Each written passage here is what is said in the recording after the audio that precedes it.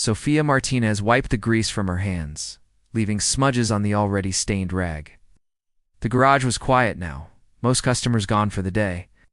At 28, she owned a small but reputable mechanic shop in a modest neighborhood, barely making ends meet between business expenses and her mother's mounting medical bills. "Ms. Martinez, we need to discuss payment options," the hospital administrator had said that morning. "Your mother's treatment costs are increasing, and the insurance only covers so much." The memory of that conversation weighed heavily as she locked up.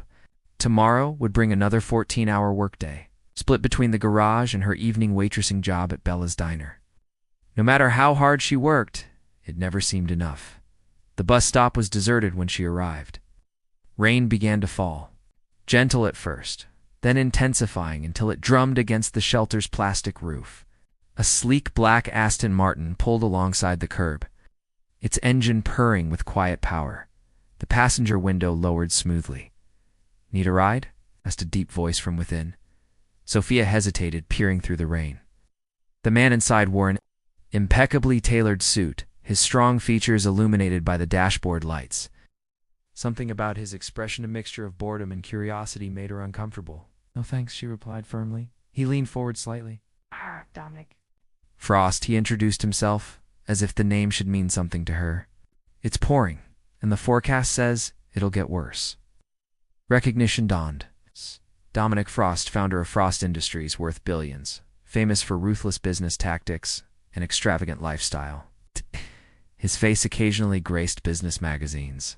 She flipped through while customers waited. "I'm fine," she insisted. He smirked. "Stubborn. I like that." The bus appeared in the distance, headlights cutting through the rain. "Suit yourself," he said, but made no move to leave, as the bus pulled away minutes later. The Aston Martin followed at a distance, finally overtaking it. At the next stop, Dominic Frost waited, leaning against his car. "Impressive dedication," he said as she stepped off.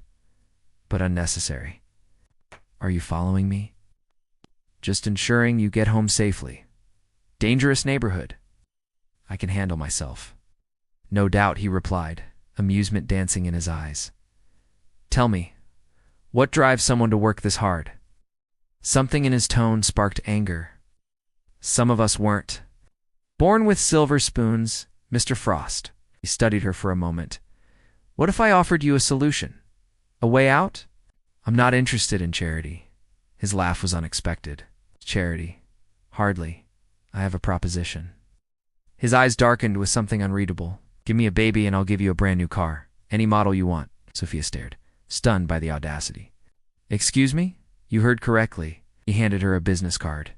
"Think about it. One simple arrangement could solve all your problems." Without waiting for her response, he returned to his car, leaving Sofia speechless in the rain. 3 weeks passed since Dominic Frost's outrageous proposal. The business card tucked away in Sofia's wallet, a reminder of just how disconnected the wealthy were from reality. She had nearly forgotten the encounter when fate intervened in the most unexpected way. "There's someone here to see you," her assistant mechanic, Javier, called from the front of the garage. "You're not going to believe who it is." Sofia wiped her hands and emerged from beneath a Toyota to find Dominic Frost standing in her workshop, looking comically out of place in a charcoal suit worth more than her monthly income. Beside him sat his Aston Martin, who'd raised, revealing its immaculate engine. "Car trouble, Mr. Frost?" she asked, unable to hide her amusement. "Thought billionaires had people for that?" "They broke down on their way to me," he replied with unexpected humility. "And I remembered your shop was nearby." Javier gave her a questioning look. "You know this guy?" "We've met," she said dismissively. "Let me take a look." As Sofia leaned over the engine, Dominic observed her with quiet curiosity. "You actually know what you're doing," he noted, sounding genuinely impressed. "Shocking, isn't it?" "A woman who understands engines." Her voice dripped with sarcasm. "That's not what I meant," he replied. "Most mechanics would be intimidated by this model." Sofia identified the problem, quickly, a loose connection that had caused the electrical system to fail. As she worked, Dominic wandered around the small garage, examining the photos on the wall. "Is this your mother?" he asked, pointing to a picture of Sofia and an older woman with the same warm brown eyes and determined expression. Sofia tensed. "Yes, You look like her. Same strength in your eyes. The unexpected observation caught her off guard. She taught me everything I know about cars. Dad left when I was 8, so she took over the garage he abandoned. Dominic nodded thoughtfully. My father was physically present, but emotionally absent. Built an empire but couldn't manage a conversation with his son. The glimpse of vulnerability surprised her. For a moment, Dominic Frost seemed almost human. All fixed, she announced. Closing the hood. Shouldn't give you any more trouble. What do I owe you? Standard rate. We don't charge extra for luxury vehicles. As Sophia wrote up the invoice, Dominic noticed the hospital bill partially visible beneath her ledger. Before she could hide, his eyes caught the astronomical sum. Your mother? He asked quietly. Sophia nodded stiffly. Pancreatic cancer, stage 3. Dominic paid without comment, but as he prepared to leave, he hesitated. My proposal from before still completely. Inappropriate, she interrupted. I was actually going to apologize, he said, surprising her again. It was insensitive and crude. My company's medical foundation might be able to help with your mother's treatment. No strings attached. Sophia's pride warred with desperation. Why would you help? Dominic's expression softened imperceptibly. Perhaps I'm not entirely the monster the tabloids portray.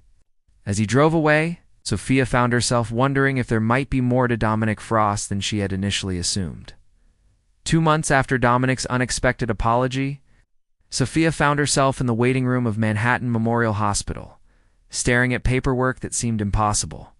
Her mother had been accepted into an experimental treatment program funded by the Frost Medical Foundation, no cost to the patient. You didn't apply for this? Dr. Reynolds asked, brow furrowed in confusion. No, Sophia replied, equally bewildered. I didn't even know about it. Later that evening, as Sophia closed the garage, a now familiar Aston Martin pulled into the lot. Stalking is illegal, you know, she called out as Dominic emerged from the car. He smiled, not the practiced, camera-ready smile she'd seen in business magazines, but something more genuine. I was in the neighborhood. Right. Billionaires frequently hang out in this part of town. I wanted to see how your mother is doing. Sophia's defenses faltered. How did you know she'd be accepted into that program? Dominic shrugged. I may have mentioned her case to the board. Why? Sophia asked, truly puzzled. We're strangers, are we? He countered softly. After our conversations, I feel like I know you better than people I've worked with for years. Sophia hadn't realized they'd had that many meaningful exchanges.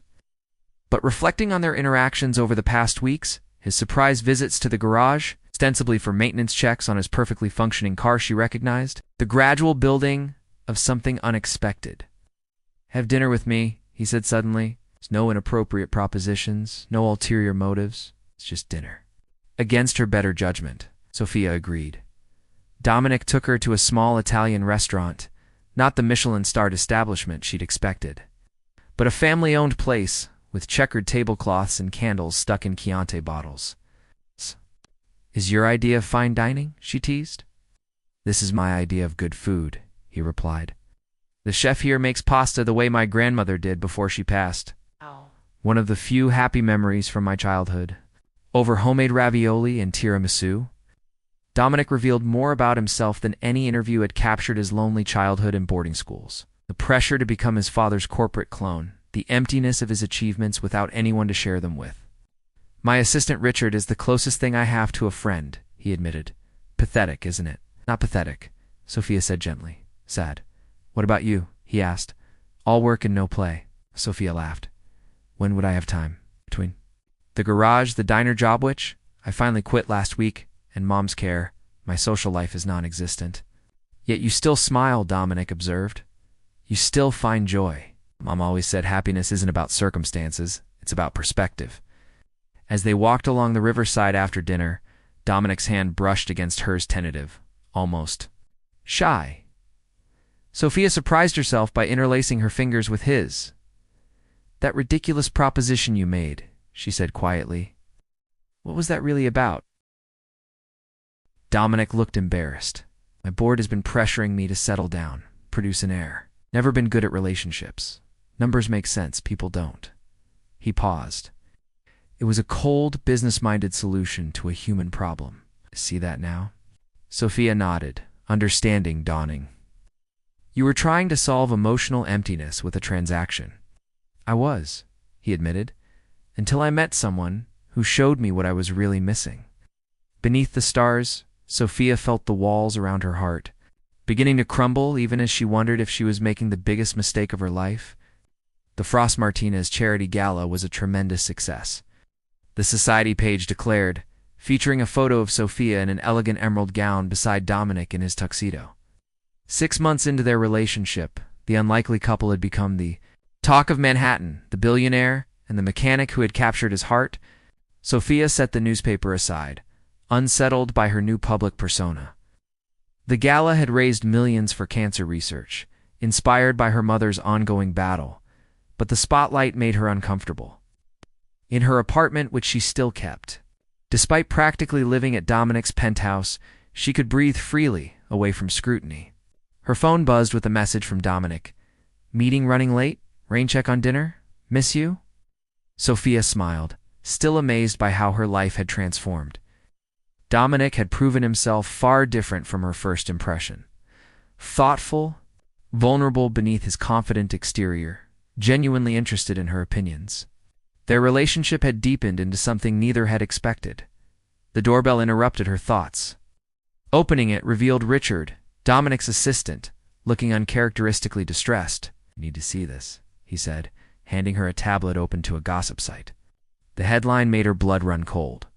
Frost's Gold Digger. Inside the calculated seduction.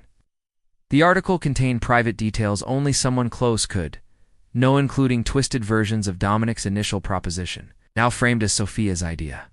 Quotes from an insider source painted her as a manipulative opportunist who had targeted Dominic for his wealth. This isn't true, she whispered. I know, Richard replied grimly, but the board is using it to question Dominic's judgment. They're threatening to force a vote of no confidence. Sophia felt sick. Who would do this? Vanessa Crane, Richard said. Board member Dominic's ex? She's been waiting for something to use against him. When Dominic arrived hours later, his face was drawn with exhaustion. I'm sorry, he said immediately. The article isn't your fault, Sophia finished. But maybe they're right about one thing. Come from different worlds, Dominic. Don't, he warned. Don't let them win. It's not about winning. It's about what's best for you. Your company means nothing without you, he interrupted fiercely. Before you, I had everything and nothing simultaneously. Right? Money, power, possessions, all hollow achievements. Dominic, no. Listen to me, he insisted, taking her hands. Remember that first night, that ridiculous proposal? I offered you a car in exchange for a baby, was trying to fill an emptiness I couldn't even name, but you showed me what was missing. Tears welled in Sophia's eyes, and what was that? Connection? Purpose. Love. He knelt suddenly, producing a small velvet box. I came here to ask you something entirely different. Sophia gasped as he opened the box, revealing not an ostentatious diamond, but a vintage emerald ring. It was my grandmother's, he explained. The only woman in my family who knew what love truly meant. Dominic, the board can either accept my choice or find themselves a new CEO, he stated firmly. I built that company from nothing once. I can do it again if necessary. But I can't replace you. Sophia's heart raced as she faced the most important decision of her life, one that would irrevocably change both their futures. Is that a yes? Dominic asked, vulnerability plain in his eyes. Instead of answering immediately, Sophia pulled him to his feet and into her arms, knowing that whatever challenges lay ahead, they would face them together. The coastal breeze carried the scent of salt and promise as Sophia stood on the balcony of the small beachfront house, watching the sunrise paint the horizon in gold and pink. 1 year had passed since Dominic's proposal, not the first, inappropriate. One made in the rain, but the heartfelt one offered on a night of crisis. Coffee. Dominic appeared behind her, barefoot in worn jeans, and a simple t-shirt and image that still surprised those who knew him only as the impeccable business titan. Thanks, she murmured, accepting the steaming mug. Mom called. Her latest scans are clear. Dominic smiled, genuine joy lighting his features. That's wonderful news. The path to this moment had been anything but smooth. Dominic had indeed faced that vote of no confidence, orchestrated by Vanessa and her allies. He'd won by a narrow margin, then shocked everyone by stepping down as CEO 6 months later, appointing Richard, whose loyalty and competence had been consistently undervalued, as his successor. "I'll remain on the board," he'd explained to the stunned executives. "But it's time for Frost Industries to be led by someone who values more than just profit margins."